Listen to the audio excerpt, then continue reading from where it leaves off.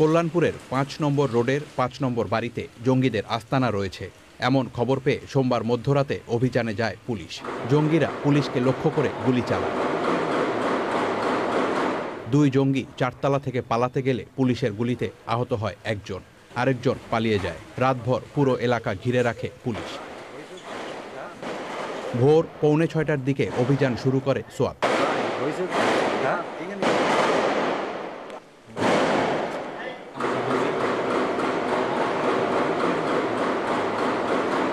মুহুর্মুহু গুলির শব্দে আতঙ্কে ঘুম ভাঙে এলাকাবাসীর।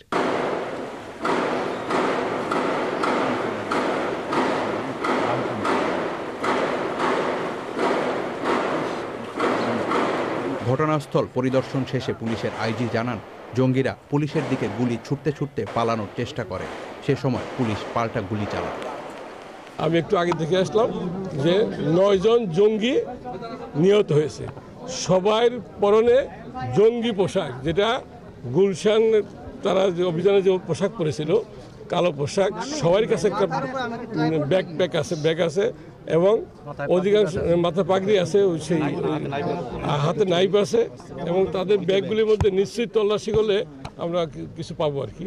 সকাল 6:51 শেষ হয় 1 ঘন্টা 10 মিনিটের এ অপারেশন। ঘটনাস্থল থেকে অস্ত্র ও জিহাদি বই উদ্ধার করেছে পুলিশ। এখনও বাড়িটি ঘিরে রেখেছে পুলিশ। এলাকায় নিরাপত্তা ব্যবস্থা জোরদার করা হয়েছে।